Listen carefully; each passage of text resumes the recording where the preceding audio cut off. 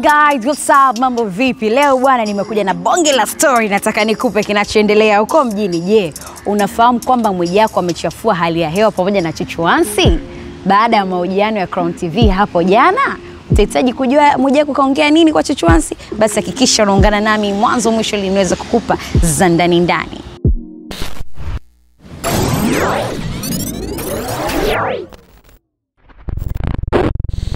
Dada yetu bwana Chuchuansi aliulizwa swali pamoja na Mwijaku kuhusiana na ujenzi wake wa nyumba, na akasema ya kwamba yeye bwana anapambana kwa kuweza kutafuta hela ili kuweza kufanya nini, kuweza kumalizia nyumba yake. Lakini Mwijaku akaweza kutupa zile za ndani ya kusema ya kwamba huku nyuma kuna sponsor yupo.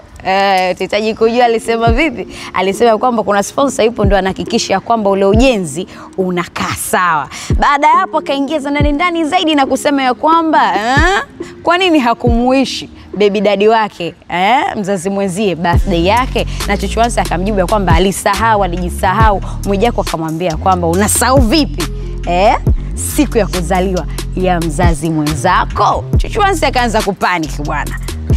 Ndugu yangu, hebu niambie, hivi inawezekana kweli ukasahau siku ya kuzaliwa kwake mzazi mwenzako ambaye umeishi naye ndani ya miaka 10?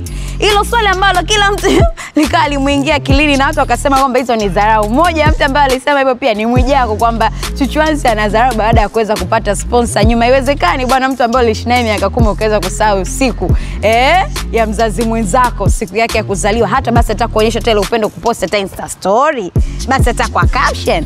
Kwa hiyo ikamfanya Chuchuansi kuweza kuja juu sana na kuweza kupanic na akaweza kuandika caption. Mimi nitakusomea kwa ufupi tu kwamba alimwandikia Mwijaku hivi: nilikuwa nakuheshimu sana na sikupendezwa na tabia yako. Usifikirie kila mtu anapenda maisha ya kijingajinga. Angalia vitu vya kuongea. Sisi wengine hatujafunzwa hivyo kwetu.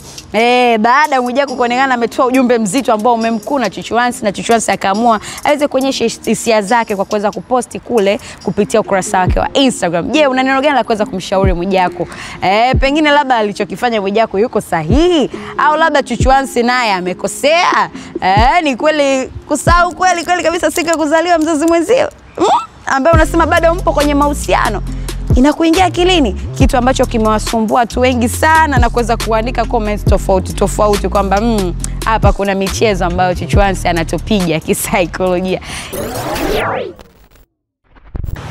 Na kitu ambacho kilichomfanya Chuchuansi kuweza kuondoka kwenye interview, sasa nataka nikwambie, ilikuwa hivi: baada ya Mwijaku kuweza kumwambia Chuchuansi kwamba ameachana na nani, na mzazi mwenzake ambaye ni Ray Kigosi, kitu ambacho kika change motion ghafla ya Chuchuansi, na Chuchuansi akaamua aondoke zake kwenye interview na kusema kwamba hatokuja tena pale kufanya interview. Na huku kinaria mahali pamoja na Mariam ukiweza kubembeleza arudi ili waweze kumalizana mahojiano, lakini Mwijaku bado akiwa akilishikilia bango lake kwamba kwa nini umemchiti mwenzio, mmeachana. Anajua zile maneno hapa na hapa yalikuwa mengi. Ukweli watu wamemwambia kwamba Mwijaku, tukipitia comments, uchao umekuwa mwingi mpaka sasa anasahau kazi yake ya utangazaji. Wengine akaingia huku na kusema kwamba Mwijaku bwana, inabidi kuna muda basi wewe hata unastahimilifu vitu vingine, hata kama ndo kazi yako basi unaangalia alama za nyakati. Hizo ni comment tu za mashabiki, na mimi niko hapa kwa ajili ya kuweza kunukuu.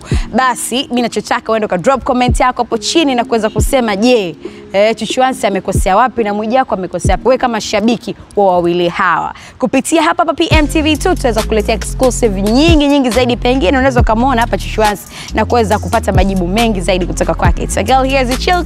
Tutatana next time muda na wakati kama huu. Bye bye.